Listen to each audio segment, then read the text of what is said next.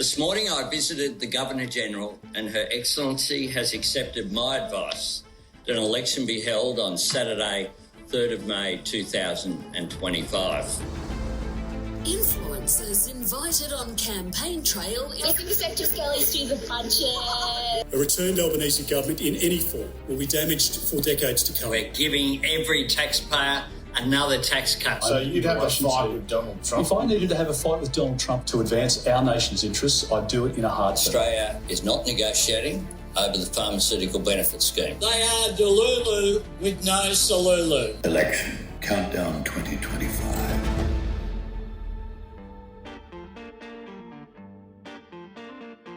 The presenting sponsor for Socially Democratic is Dunn Street. Dunn Street is a campaign agency that specialises in community organising. We only work with people who want to build power to make the world a better place. And if you want to create change in 2025, then hit us up at dunnstreet.com.au. A special shout out to all of our Patreon members as well. And you can join our community for free or for as little as $1.50 a month, and you too can help support this podcast. All paid members receive a welcome gift, so if you have recently signed up, please check your inbox for a message from our producer asking for your shipping address, because without that, then we can't send you your merch. And finally, today's episode is brought to you by Maurice Blackburn Lawyers. Maurice Blackburn has been fighting for workers' rights in Australia for more than 100 years. They believe the law should serve everyone and not just those that can afford it. So for empathetic and expert legal support, call Maurice Blackburn Lawyers today. All right, let's get on with today's episode. We are taping this one on a Wednesday afternoon on the lands of the Wurundjeri people. And to everyone out there listening or watching, welcome to our first episode of our weekly election countdown series for Socially Democratic. Over the course of the next 5 weeks leading up to Election Day on the 3rd of May, we will recap the week that was from things like the leaders' debates, campaign launches, policy announcements, although I don't think I'll get too much into the policy announcements myself. And each week we'll also be joined by special guests to talk about the campaign narrative, perspectives from the media, and parts of the campaign itself in terms of like social media strategy or field organising. But in order to help me do that this week and every other week for the next 31 days, I'm joined by two co-pilots, and literally one has cosplayed and dressed as a pilot for this particular episode. And they're going to help me break down each week of the federal campaign. To begin with, I'm joined by former Senator, former member for Batman, former ALP campaign director, and the co-host of the award-winning podcast series, The Feeney Files, David Feeney. Welcome back to Socially Democratic. How's that land party going for you? It's going pretty good. Yeah, thank you. And my second guest that will be joining us every week for the next 31 days. She was a national organiser for the Australian Labor Party at National Secretariat, a state field director here in the great state of Victoria, and a deputy chief of staff to three-time winning Premier Donnelly Andrews. First-time caller, never listened to the show, doesn't support me in any of my work. Daniel's podcast. And I need to also, for the record, declare that under Section 4AA of the Family Law Act of 1975, we are defined as being in a de facto relationship. Jessie McCrone, welcome to Socially Democratic. Thank you, Stephen. Very good of you to introduce me in such a legalistic way. You're welcome. Gough Whitlam would be proud. Had to be clear, had to be clear. It's good because he calls me his common law wife, and I think that that's just not what I am. So go on. Well, I discovered through research that doesn't exist in Australia, which is a shame. I like that term anyway. Okay, before I ask you both I want to get a vibe check from both of you about how we're feeling in this moment, and maybe we'll do this at the start of every episode as we go through this journey of this long campaign. For those of you playing along at home, the state of the race is there are 150 seats in the House of Representatives in our nation's Parliament. 76 seats are needed to win. The current makeup of the Parliament is that Labor has 77, very slender majority. The Coalition has 53. They need to pick up 23 seats in this election to win, and the Greens have one, and there's a couple other minors that we won't go into. So, starting with you, David, vibe check. How are you feeling about Labor's prospects with 31 days to go? Yeah, I'm feeling pretty good. As you know, having discussed this a few times in previous Feeney File podcasts, I was concerned about Labor's position over the last sort of 12 months.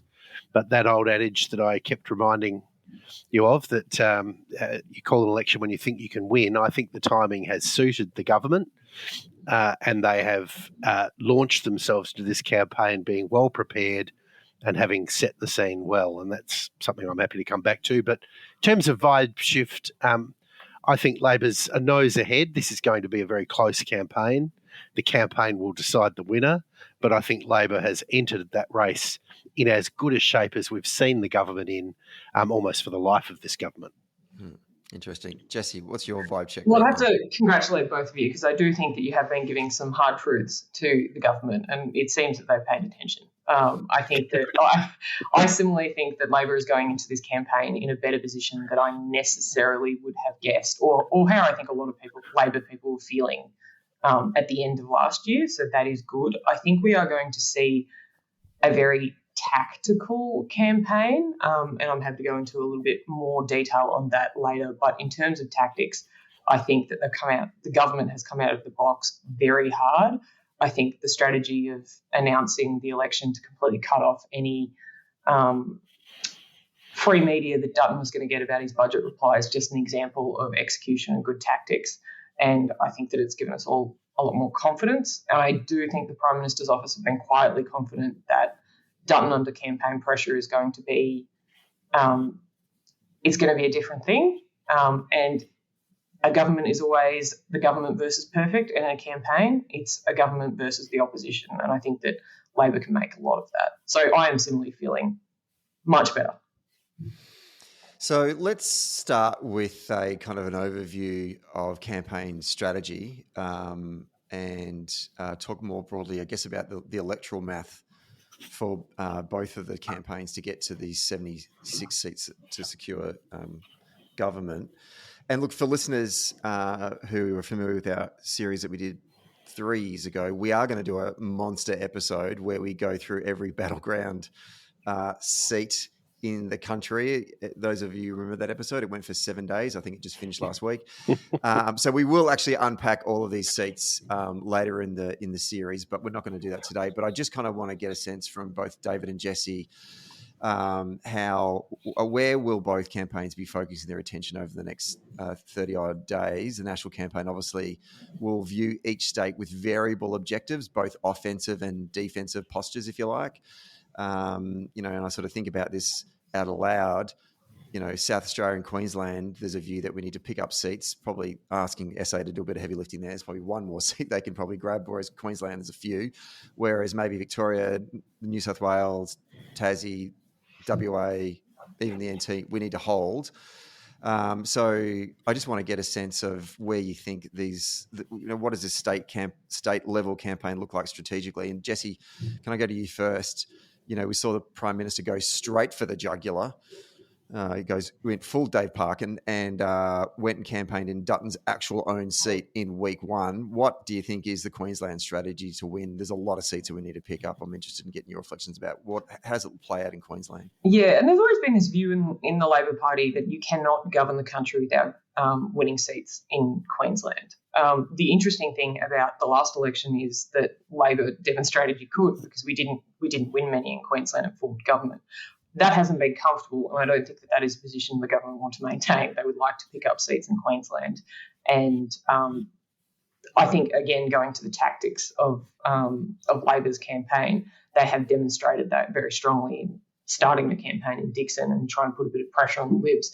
Queensland's interesting for a couple of reasons. You've got Leichhardt, which has been a seat that, and I'm not going to go into all of the seats in Queensland because we're going to do that at a future point, but Leichhardt is a seat that Labor's often talked about, that we have previously held, and a very popular local member is retiring there. I think Labor will look at that seat as a strong possibility. There are other seats that are perennially on the target seat list in Queensland, including places like Ford, like Bonner, like Longman. I do think they are still a big ask to take off the Liberal Party when you have someone like Dunn from Queensland, very Queenslander type of person, former cop, and with the change of government up there, the Liberal Party in a state level hasn't had enough time to do anything unpopular enough, I think, to really give the advantage to Labor. But it is a state we have to make headway. I think we'll see some big commitments. We saw some early commitments up there with the Bruce Highway getting $7 billion.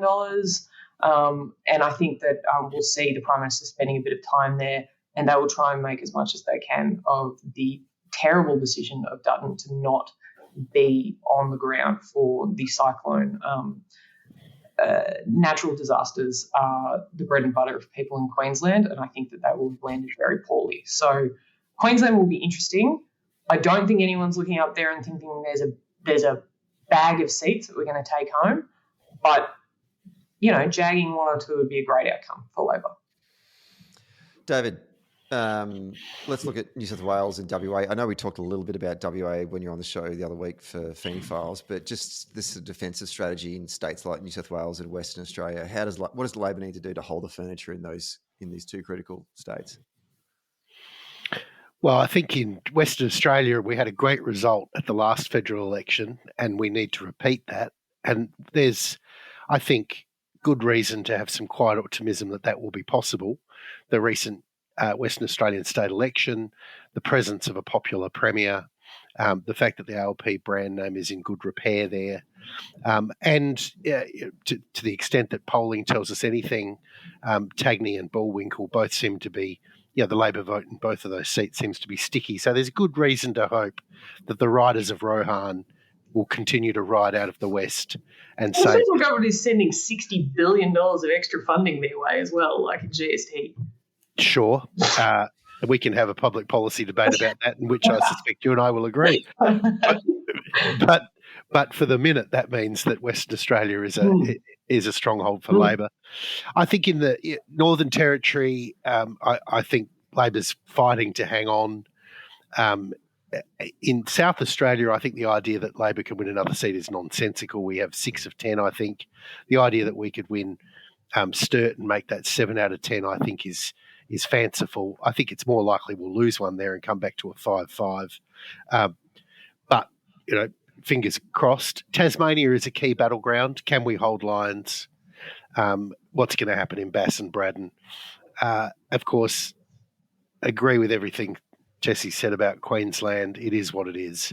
And that really brings us to New South Wales and Victoria as the two states where there are seats, and there are lots of contests and lots of different shapes and sizes. I guess I'd just make the broad point that in both of those states, the Coalition and the Labor Party are fighting a two-front war, fighting one front against one another and then another front against the Teals and the Greens, respectively. And you've got an independent in Wannon. So there's a whole lot of interesting individual contests. And because this election is so close, some of those regional and individual vagaries will be of big importance. So, yes, we've got an action-packed few weeks ahead of us. And I think just to go to David's point there about some of the Teals and Greens, we will see an over-reportage of those particular seats in this campaign. Yes. They will become the only seats that a bunch of media people want to talk about, which isn't necessarily where the election is going to be won and lost. But it is where all of those journalists live. Yes. And they do like supporting candidates for public office who look and sound just like them. But in the outer suburbs, that's where Dutton is hoping to make his gains. And I think in a state like Victoria, for instance, the question will be, can Labor hold the swings against it in the western and northern suburbs down to a point where they continue to hold the seats, much like we saw happen in the last Victorian state election, where there are big swings that didn't translate into lost seats for the Andrews government. And in the eastern suburbs, can the Labor vote be sticky enough so that, in fact, while Labor loses a lot of votes in Victoria, it won't lose seats? Jessie, just want to pick up on the Victoria. Yeah, so there's 11 seats that we need to defend. Yeah, most of them actually are in the eastern suburbs. Use your words, Stephen. In the eastern suburbs, so Chisholm, Bruce, Aston, Holt, Isaacs, Dunkley. I just want to get a sense from you about what do you think our strategy is in Victoria? Yeah, okay, so I'm going to give a reasonably long answer to this, so apologies. And David, I'm sure you'll interrupt at some point. I think there is something happening in Victoria that the Labor Party is uncomfortable with, and that is there is becoming a more even distribution of the Labor vote geographically across across this state. That has delivered great results at a state level. We have seen in the last 3 elections at a state level, Labor increase its margin at every election without necessarily increasing the amount of people voting for it, which kind of speaks to the fact that Labor voters are more evenly distributed across the state. This has made many people in the Labor Party uncomfortable. The Labor Party has this sort of view or acts as though there are some seats that are more important for Labor to hold than others. So there is a lot more concern if we lose votes in the West and the North, because they are considered Labor seats, for us to win seats in the Southeast. And David, I'd be interested in your views on that, but I do find that there is this sort of emotive response to that that does not necessarily align with what we are seeing in a population and demographic sense happening in this state. So I agree with David in the sense there will be a lot of hand-wringing about what is happening in the North and the West, and there is a question about some of those seats. And you wouldn't want to see a Werribee by-election result. You don't want to be sweating in those seats to that extent. However, the state of Victoria is changing, and holding the seat of Bruce, holding the seat of Chisholm, which we've held for a long time, despite a couple of switches to the Libs, are still incredibly important. But I do think what we will see is a tactical response to that demographic change that favours the West and the North, and I'm not sure it's necessarily a strategy that is more likely to deliver the federal government. Well, let me speak out then on behalf of all of the shellbacks out there.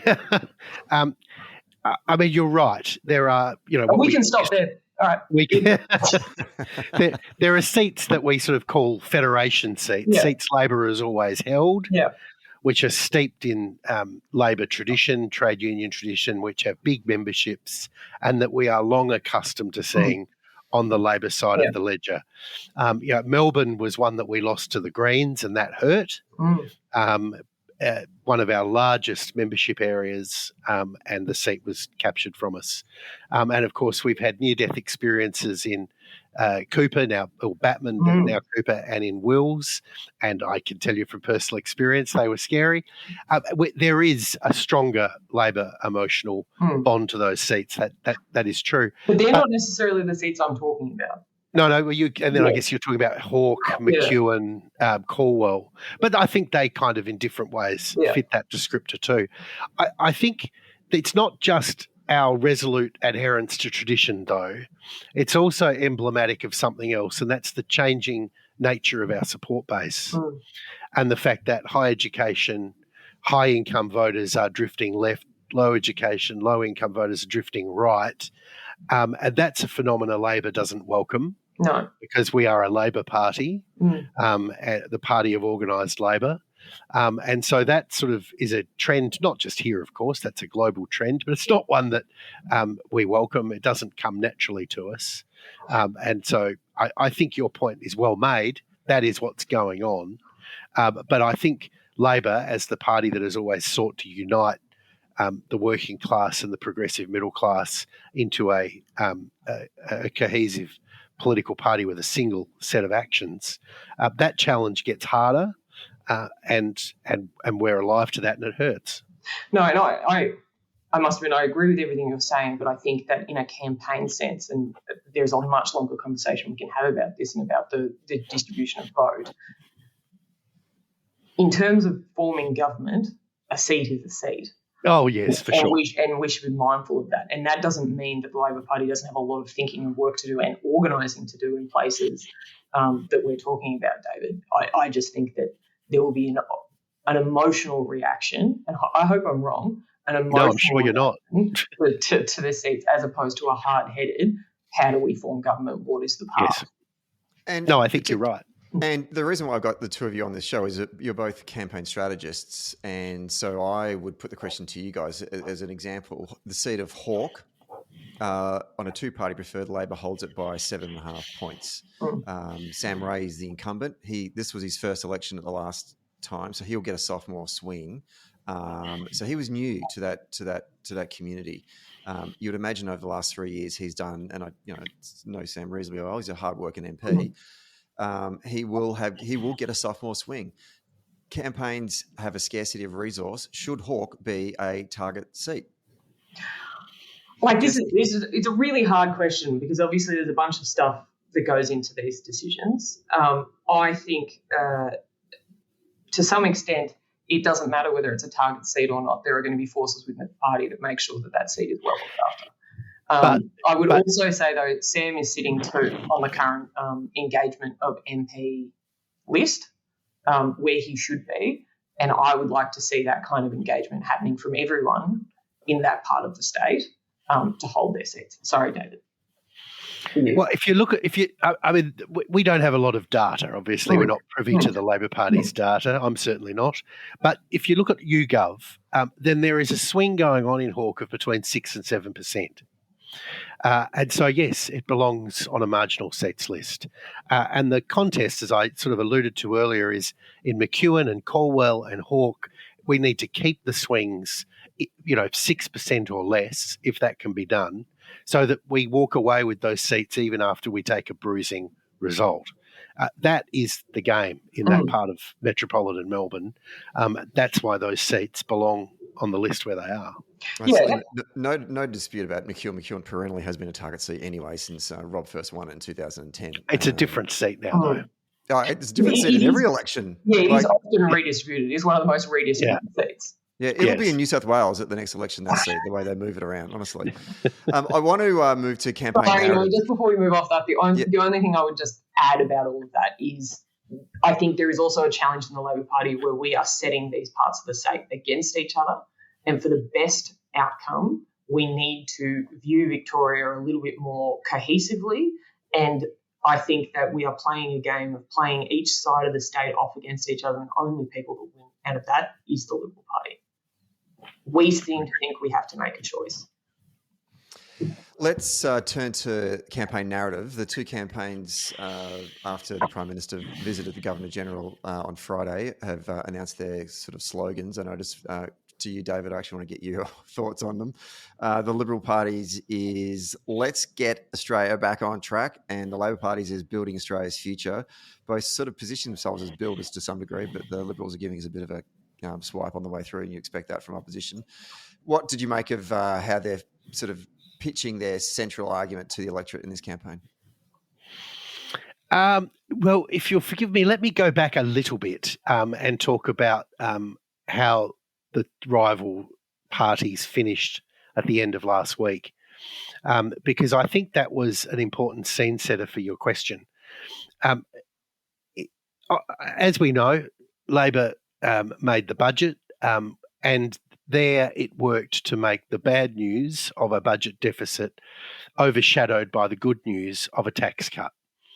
Now, plenty of journalists and economists cast derision on the tax cut, but set that to one side. The government successfully kept that centrepiece of its budget a secret, and it was an effective bit of messaging on the day. But almost what happened thereafter is more important, because Dutton at that point, I think, could have and should have done something reminiscent of Kevin Rudd in 2007 and said, this crazy spending's got to stop, and firmly seized the ground as the reasonable economic manager. But instead, he did two things which I think were a mistake. The first thing is he opposed the tax cuts, and he opposed them in the Parliament in a vote. And the second thing is he used his budget in reply to spruik a suspension, a pause in the petrol levy, which again was roundly criticised by economists. Now, people like us reasonably look at a week like that and say, well, that's just parliamentary tactics. That's not the ins and outs of who voted how in the Parliament are unlikely to make their way into the streets of our towns and suburbs. But here it matters because it gives the Labor Party and Jim Chalmers for the whole of this campaign a key line, which is how can you listen to Peter Dutton on cost of living when he wants higher taxes? And we are the party that stands for lower taxes. It arguably gives them a better line than that. Dunn's going to cut everything but your taxes. Right, like it. So that was the scene setter for the start of the competition, and I think we saw a important stumble by the other side and an important stealing the march by Albo and Labor, arming themselves with this key line, which then goes to your question about both sides have kicked off their formal campaign and their electronic messaging. As we've known forever, cost of living is going to be at the centre of this campaign. Peter Dutton's appeal to outer suburban voters is going to be at the centre of his strategy. And as he works to advance that strategy, he has, I think, got now a fatally undermined message around tax cuts and, the adjacent to Doge messaging that he's going to get bombarded with. So building Australia's future, I think is, it's got the word future in it. I remember Bill Shannon telling me any slogan with the word future in it's doing well. Only if you have children as well, though. Building our children's future is often where that lands.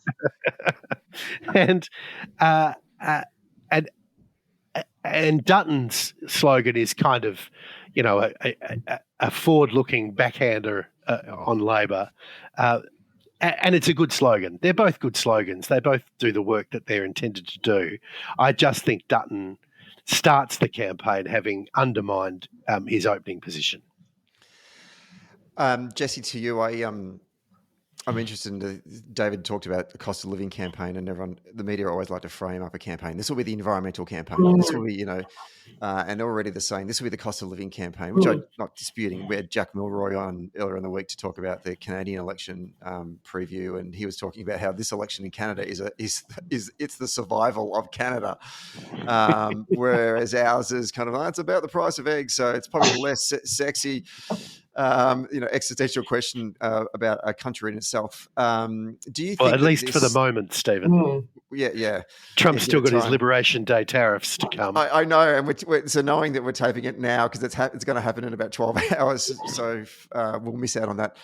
But I wanted to get a sense from you, Jessie, this campaign here in Australia, does it present itself as an opportunity for imagination and inspiration and sort of inventiveness, or is it going to be like a B-grade suburban rugby game that's played in the mud and it's like in the end the score is going to be like 7-3?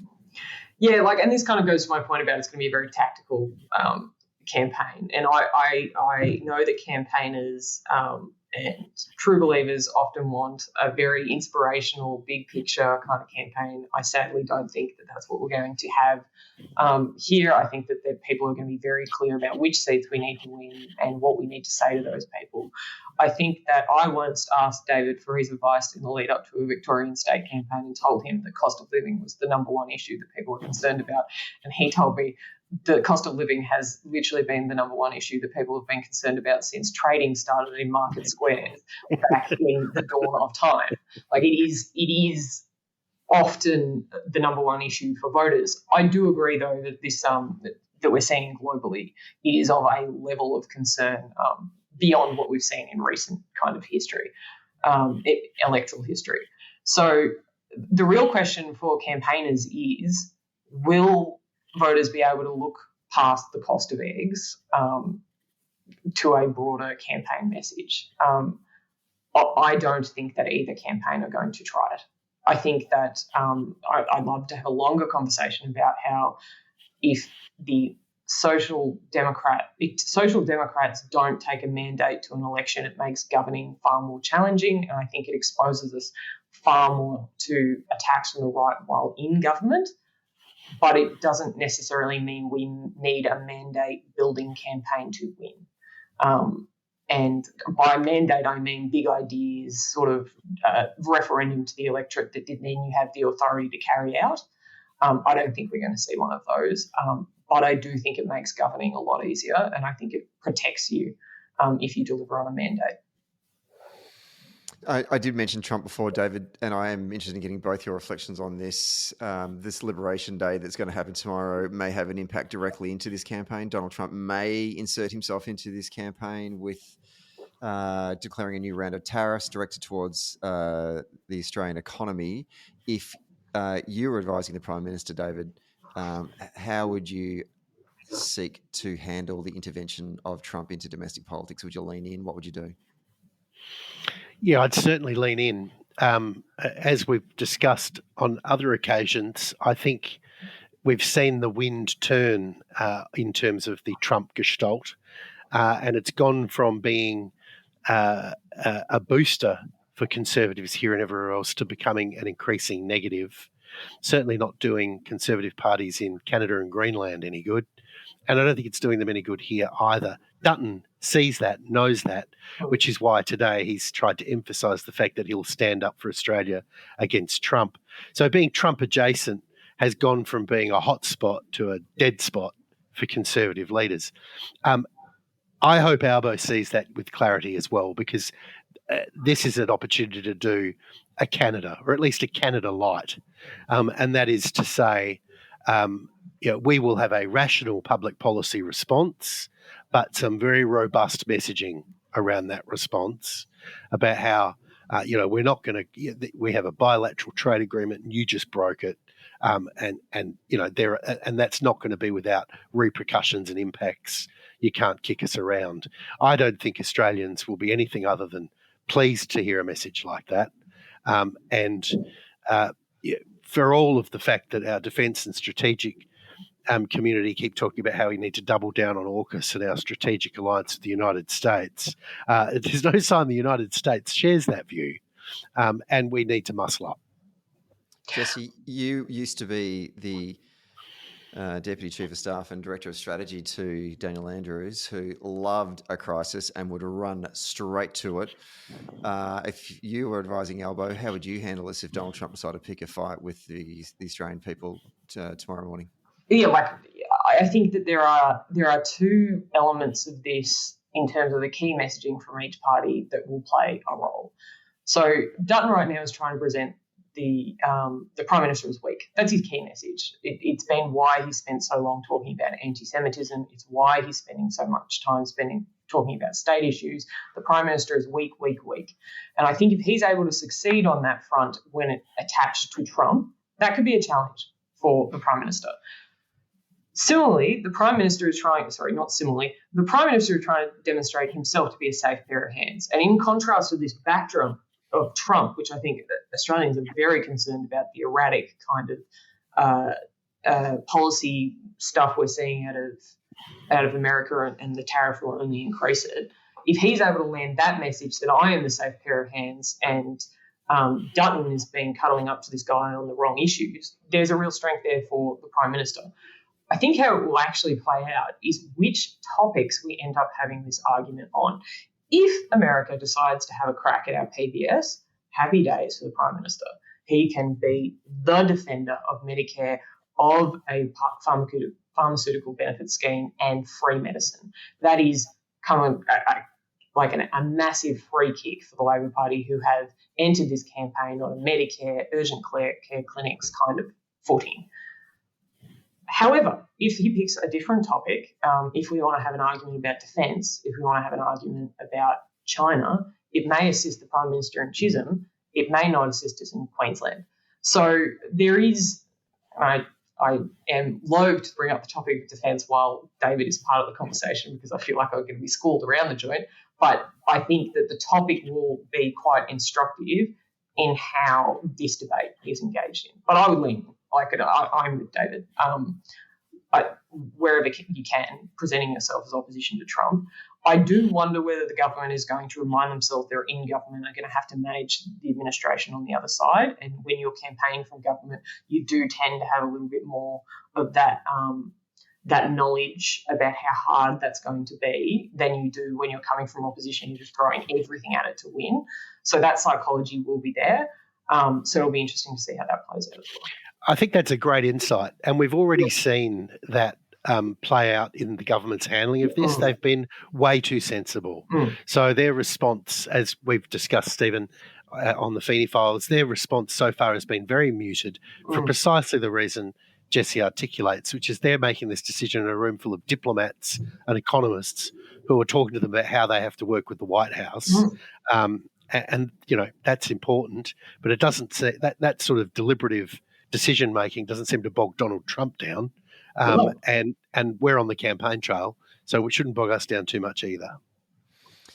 The first centrepiece of the campaign is kicked off. We'll kick off next week. And surprisingly early, David, you and I were talking earlier in the week when I said to you, I think that I'd sort of quickly had read that the leaders' debate was going to be next week, and you sort of said, "You sure?" And the fact that you said that, I was like, "Yeah, I'm not sure about that," but that's what I thought I read, and I needed to go back and check because it is so early in the cycle. 16 of them. They need time to put them all into the campaign calendar.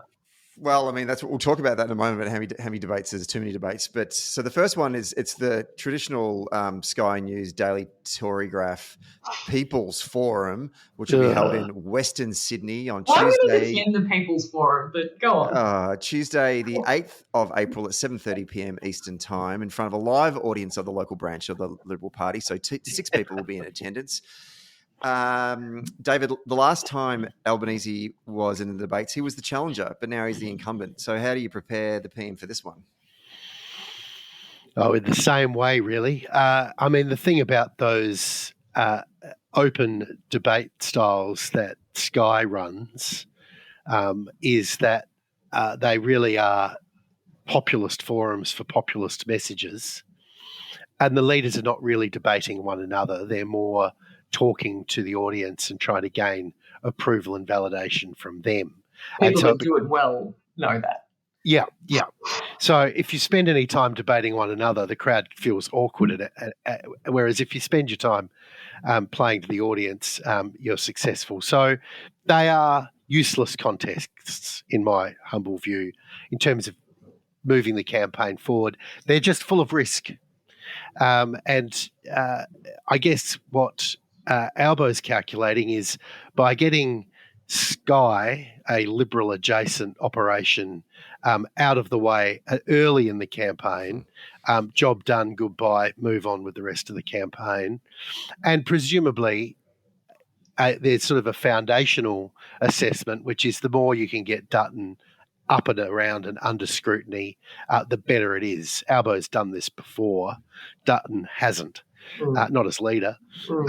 And so that gives Albo an advantage, one of experience. Of course, Dutton's appearing in front of a friendly audience and will probably have the questions given to him well in advance. But the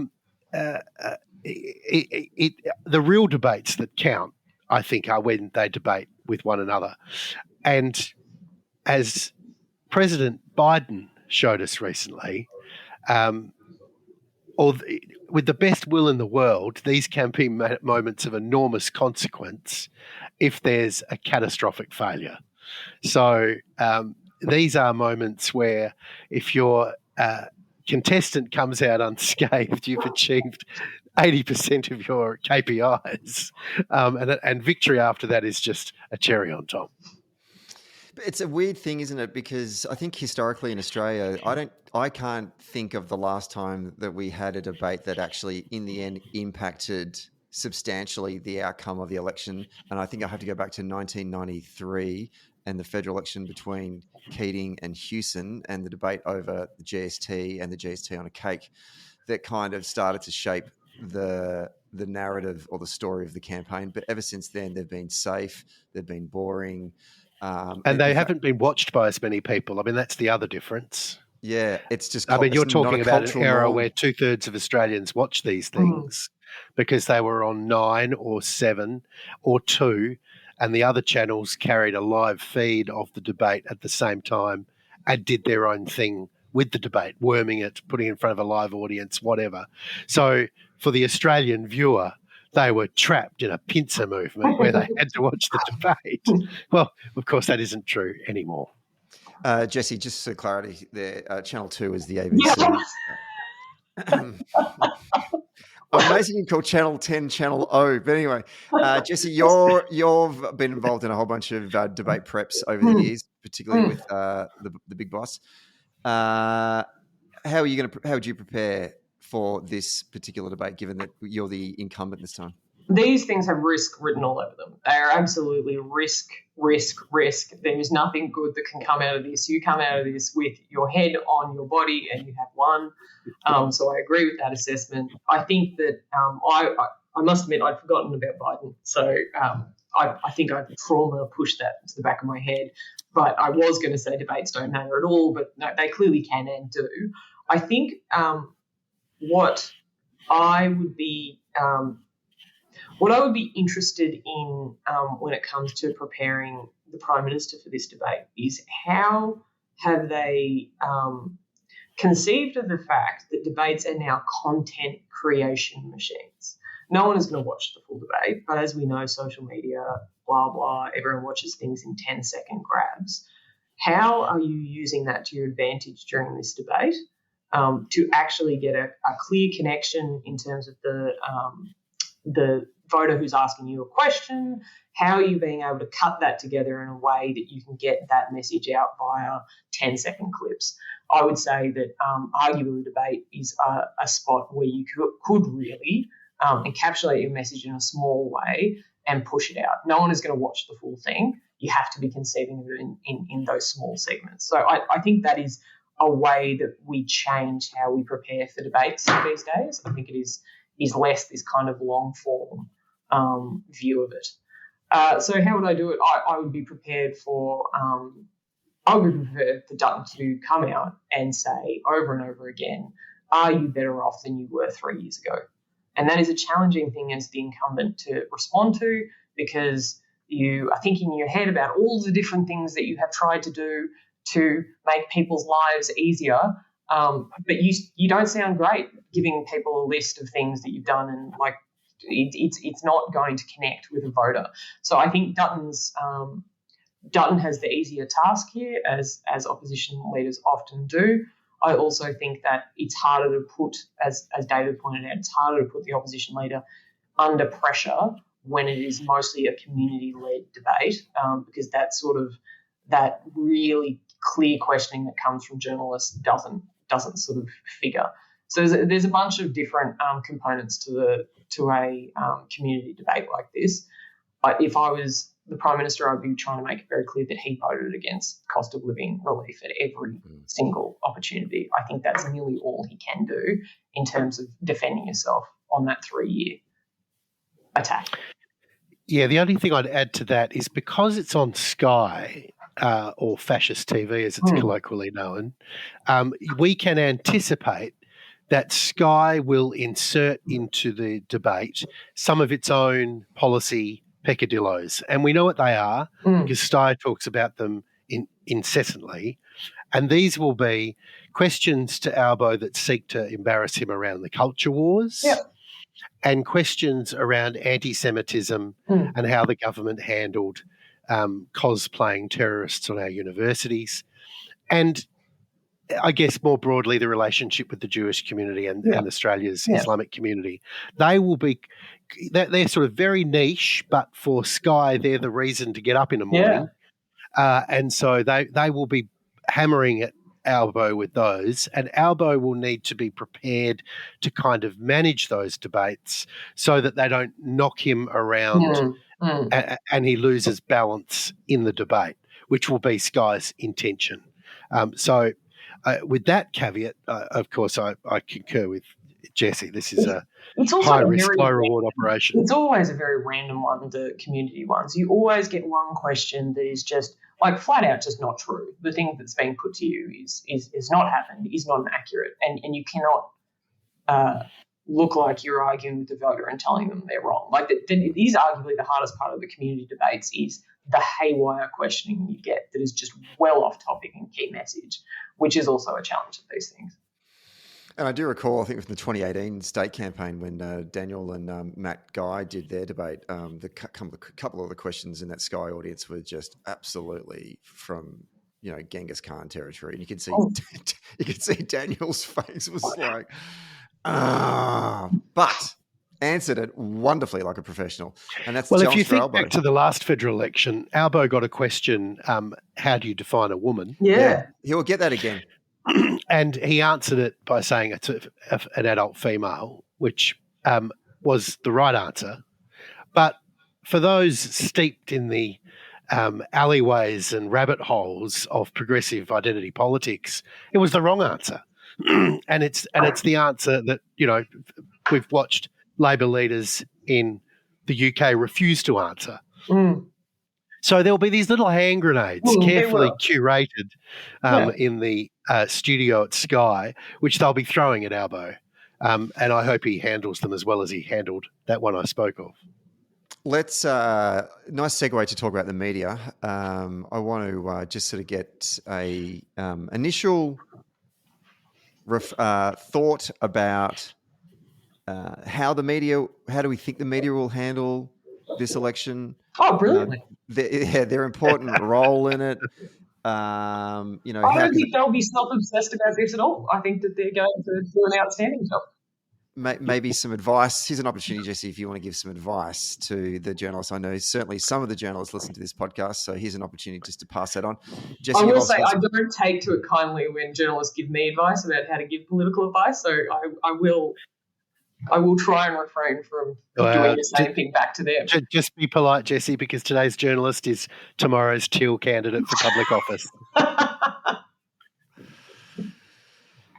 So, Jessie, to you first. What are your expectations? And they can be as low as you like. What are your expectations of the media and the role in this campaign and communicating to the electorate what exactly is happening and what the campaigns are both trying to sell or deliver to the electorate? I think that once again, journalists will struggle with the fact that influence in this country is becoming more and more decentralised.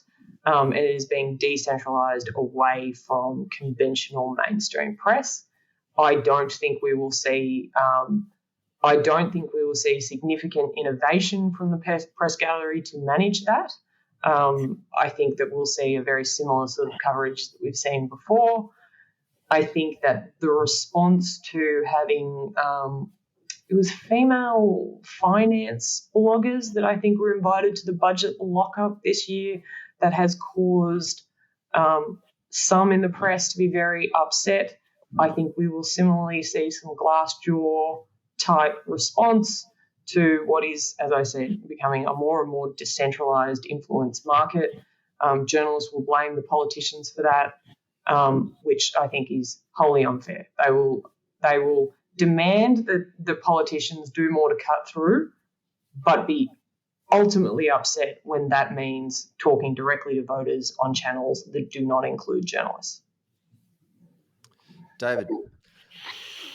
Yeah, I think the media will do what it always does in these contests, which is, firstly, they will be inclined to report on it as though it's a sporting contest or a horse race.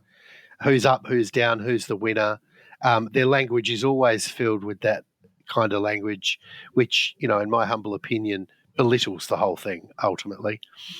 And secondly, they will continue to have their own obsession with the tactics and the machinery of the election, which will distract them from the public policy and the national interest of the campaign, because they're all wannabe campaign directors. And so that, unfortunately, is what always happens, and that's what will happen again. And then, as Jessie has touched on, the rise of influencers, the rise of the online ecosystem is going to drive them insane. And we got a taste of that, I think, with Media Watch on Monday, complaining bitterly about the influencers who are part of the lockup for the budget. Clearly those influencers shouldn't have been there. They weren't qualified or resourced like the mainstream media, these interlopers who some of them don't even know how to hold a champagne flute properly. So we're going to see all of those idiosyncrasies of our media, and that's just how it always is. But again, as Jessie said, this inexorable rise of other channels of communication making different demands on our politicians, that's just going to keep happening. Not to turn it into a sport, but just to let you know out there that if you do like a flutter, Labor's $1.72 right now on Sportsbet, and the Coalition's $2.10.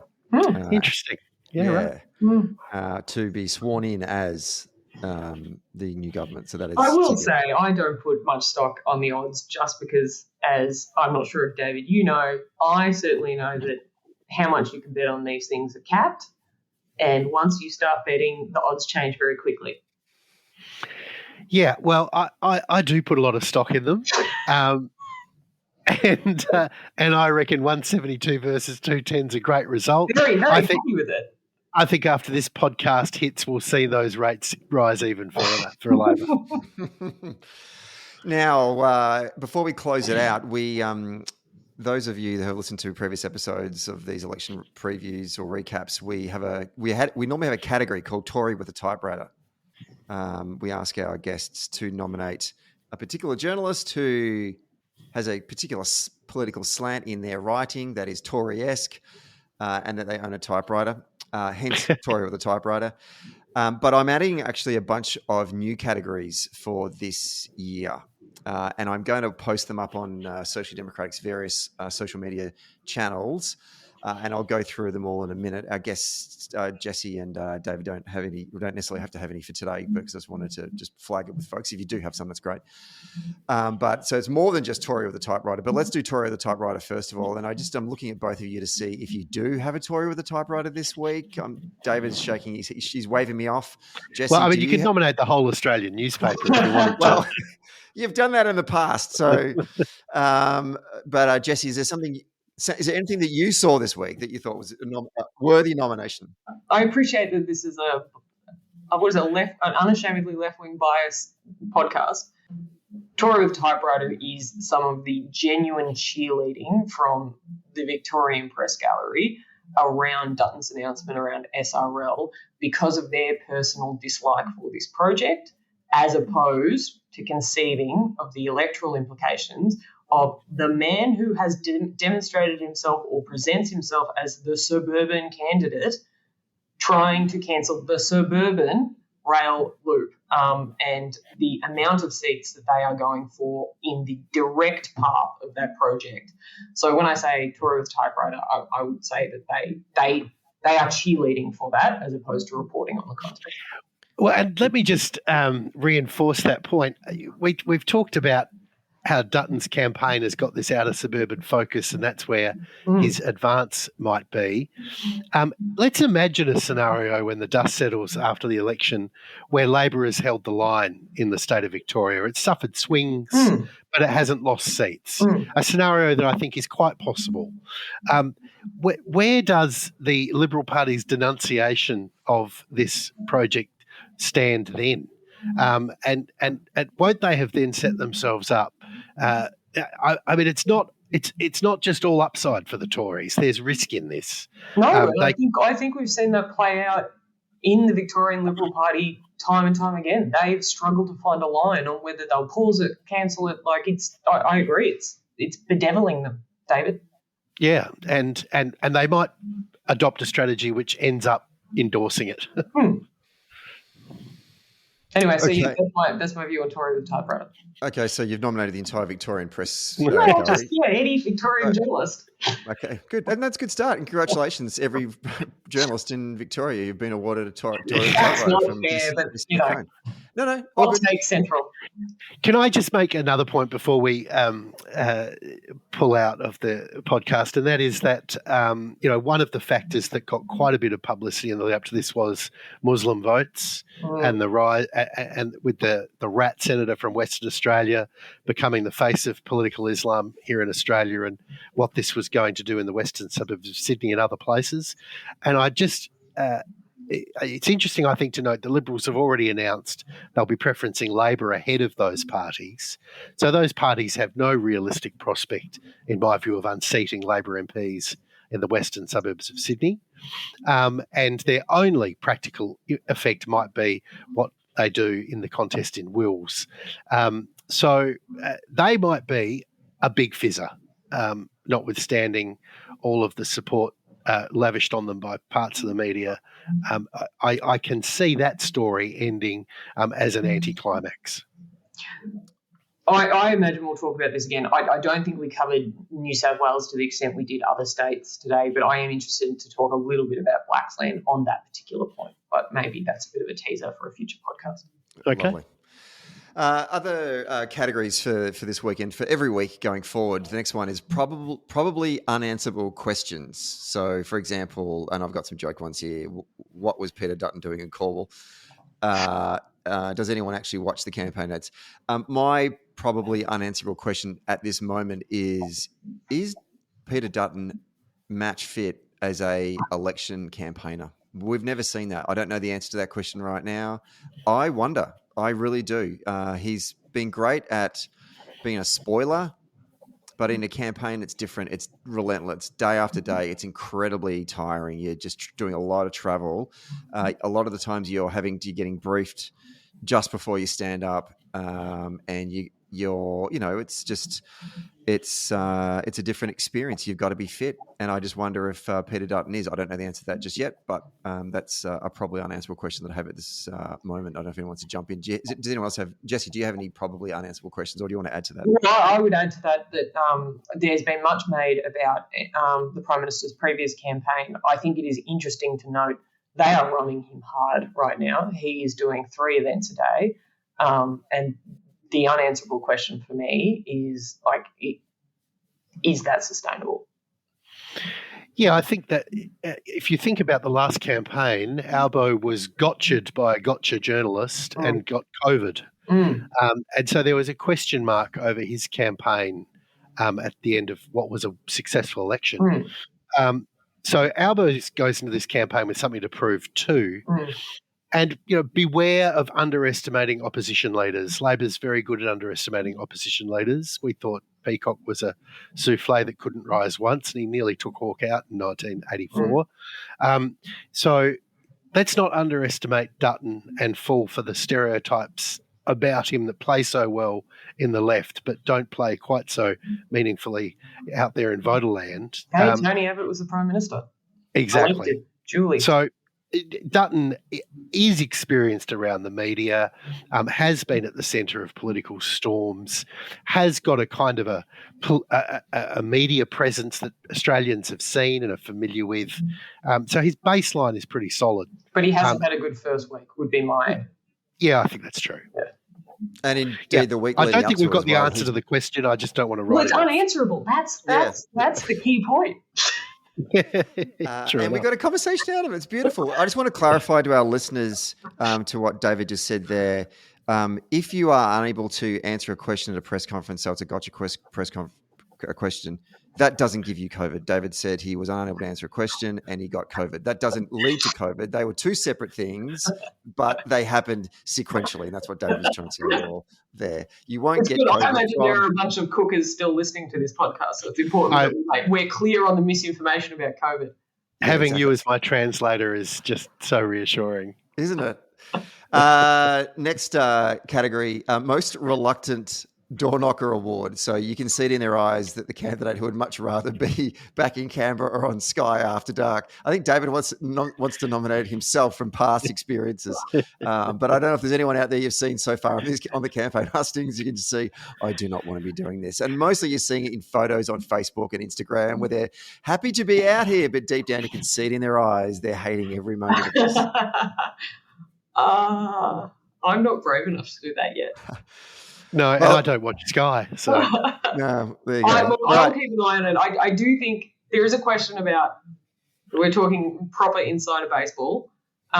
We have quite a few seats in Victoria changing hands in the sense that members are retiring, and they have gone to prominent people in the party. That is always a challenge when you are running the resources of a campaign, where suddenly seats that we have in the bag become the number one seat where everyone wants to go hand out or knock on the door because X is running there. So I would actually say, when I say most reluctant door knocker award, there are some seats that are getting the most oversaturated door knock to margin ratio at the moment. Well, that's interesting, Jessie, because we have a category for that as well. It's the marginal seat Hunger Games. They're getting way too much. getting way too much love. Daily announcements, 5 letterbox drops, 4 mail outs, and more leaders than locals. So that's another category. We'll keep an eye out for that one. That will definitely happen. And I'll talk more about that in a moment. Next category, hot take of the week. Has anyone got a hot take that they've seen for the week? And it's obviously, it can be a good hot take or a bad hot take. The one I got was from the Daily Telegraph editor, Ben English, who said that the People's Forum debate would be pivotal. The People's Forum has set the tone and often the direction of campaigns for more than a decade now. That's his hot take. I've gone, Ben, come on. You and I know no one watches your debate, okay? No one's watching it. You don't try and polish that turd because it's... A decade's obvious an exaggeration. He should have said 5 years or so. Tops. Anyone else have a hot take? I'm looking. Well, I think David's hot take is similar to Joe Hildebrand's this week, which is Sturt has been on the out of reach target seat list for South Australia for at least 35 years. Having said that, we haven't gone to this. Like, there is a lot of inside baseball chatter about the popularity of different premiers and where that figures. Malinowskis is more popular than God in South Australia right now, and if that doesn't end up with the seat of Sturt, I'm going to say that the popularity of premiers is an entirely overstated factor in federal elections. I just think Christopher Pyne has a lingering popularity there, which will get the Liberal Party over the line.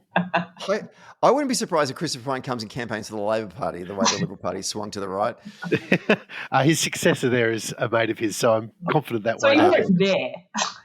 Fair enough. But I want to give a shout out to the South Australian branch of the Labor Party because they will leave no stone unturned. They are a dog and a bone.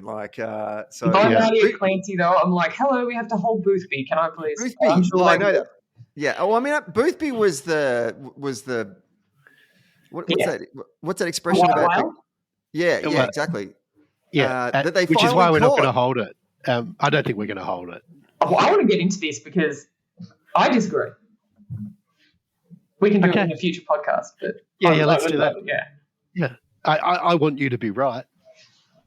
But it's a tough bit of real estate, and the Liberal Party are running their former member there, and I think she was well regarded and underestimated. The next category that I wanted to name was the Mel Meninga In Over My Head Award. So a candidate or an MP that has fluffed a presser or just been caught on the campaign trail a little bit out of their depth. And I just want to nominate the independent or teal Nicolette Boel. I mean, if that's not a teal candidate, she's running in Bradfield.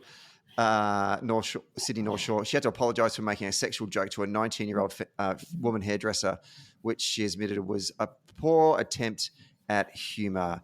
And the gag was after the hairdresser had given her a haircut or washed her hair, she said, "That was so good, I didn't even have sex with you," was her gag. It's just a bad joke. Like, apart from anything, it's not funny. Yeah, I can't see where the humour is in that gag. No, hard to spot the humour in that one. Yeah. Anyway, so congratulations, Nicolette. You're our Mel Meninga In Over Your Head nominee for this week. We all talked about Hunger Games. The other one in this economy award for a promise or a policy that completely ignores strategy or cost of living vibes, but is just swinging for the fences anyway. We'll see more of those as time transpires over the course of the campaign. A referendum on deportation, perhaps, would be an example. That's your nomination for this week. Very good. Now, I just wondered if either of you had been distracted at all by the red shirt scandal, which has erupted in France, where Marine Le Pen has been... Oh, yes. No, I have seen this. She's been done because some of her political staff were engaged in political work. Yes. And on the basis of this, she has been disqualified from French politics. I just thought, wow, even with a red shirt scandal, France does it better, don't they? They do. And the last one is the Teal Temptation Trophy for a major party candidate who suddenly is starting to talk like a community independent. And that could be as easy as not having red T-shirts or blue T-shirts, but going a different colour because they don't want to, because they've decided in their own mind that the Labor brand is a drag on their ticket, not realising that they're not realising that their own personal profile is probably worth 2% maximum, and you need 51% to get over the line. I think Tanya Plibersek has run with purple basically the whole time. Oh, well, you can check that out this week, Jesse. It's fine if you want to nominate. Well, to be fair to Tanya, I reckon she might do better than 2%. Yeah, I think she's probably the different. Anyway. Yeah, she's a genuine celebrity in her neck of the woods. You'd like to hope but so. for us mere mortals, your point is exactly right. Yes. And then the last category is who on the week. And this is a real question for both of you. And I'll go to you, David, first, and then Jesse, you can wrap it up. Who won the first week, albeit it's a pretty short week? Well, I think Labor did, and I think Labor set it up so that as soon as the starting gun went, they'd already had secured the win. So, which is, to echo Jesse's point earlier, a sign of good execution and tactical thinking. And we know that Albo and several of his colleagues, Tony Burke springs to mind, there are many others, are good parliamentary tacticians. They wove that into how the first week of the debate, the first week of the campaign unfolded. So Dutton is now scrambling to re-win the initiative, I think. I agree with that. I think that certainly Labor played to their strength. I would even say they set up winning the first week several weeks before the first week even happened, which is particularly impressive if you consider the fact that they didn't think they were doing a mini budget. There are some schools that thought that they'd always planned it. I suspect they did think they were going the weekend of the Alfred cyclone, but I think it makes the week even more impressive and suggests something about good instincts and execution if you're able to pull that off in such a short period of time. Also showed us, I think, that the Dutton team ain't very good at policy. No. And they don't have a good policy instinct. And we've talked before about how the coalition have this advantage of naturally being better at message discipline because there's only one person they can afford to put in front of the cameras. They have to hide everybody else because they're just not up to the mark. And so Dutton's only got a handful of people who he can put in front of the media, whereas Labor, has got the bigger challenge because it's got a bigger bunch of bigger personalities. But that hasn't been working in the Liberal Party's advantage. It in fact is manifesting as a risk around Dutton. And when they needed to be smart last week about how they handled tax cuts, what they're saying on energy policy, is the fuel levy a good idea? I just don't think they've had good instincts or policy smarts. When they're making things up on the fly, they've been hopeless. I think what will also be interesting to watch play out is that there has been, whether it's deliberate or not, a strategy in which the Nationals have been leaning in on a bunch of populist type policies and floating the balloon, and then the Liberals sort of seeing how it plays out. Little Proud has been well out in front on a few breaking up the supermarkets, that kind of stuff. How that plays out in a campaign, given he's been a bit the weather balloon for Dutton, is going to be interesting. And to David's point, internally within the Liberal Party, there is frustration from the very few Liberal Party people I speak to about the fact that they do not have an economic message. In the Labor Party, I would sort of think you don't need one because your brand in that space is so strong, but there is some nervousness and I think some internal disagreement that will play out during the campaign, which makes it harder to execute in the way that David's talking. Well, we'll find out in due course over the course of these coming weeks. And just a couple of things. Just remember that the show's going to be recorded each week. Will drop on Patreon a little bit earlier than Friday, but for the rest of you, it will come out on Friday morning. It sounds way more relevant if you pay for Patreon as well, just because it'll be a lot closer to when it happened. It will indeed. Thank you, Jessie, for that plug. And we're changing the rules a bit for this special series. So we're opening listeners up to the free and paid subscribers of the show. So if you have any questions or you want to give us any of your nominations for those various categories we went through, then hit us up on our socials. If you want to volunteer your time on Labor's campaign, local campaigns need folks to knock on doors and make calls and speak directly to highly persuadable or undecided voters. And as David and Jessie said in this particular episode, this election campaign is going to come down to a handful of votes in a handful of seats. So every conversation will be the difference between winning those seats or losing them. So to get involved in Labor's grassroots campaign, you can go to alp.org.au.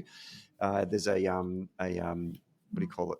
A pop-up thing on the website at the top left-hand side. Just give your details, and a field organiser will get in touch with you and put you on a local campaign. And remember, we'll be back next week with Jessie and David to wrap up week 2 of the campaign, which will include the leaders' debate.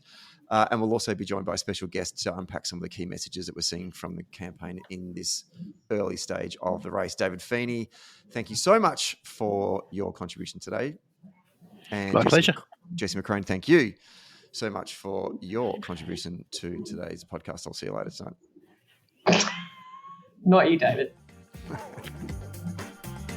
Thanks for listening to this episode of Socially Democratic. Like the podcast? Hit the follow or subscribe button and be sure to leave a review on Apple Podcast or Podchaser and get all the latest updates on Socially Democratic by following us on YouTube, Facebook, Instagram, Twitter, Blue Sky and LinkedIn. See you next Friday.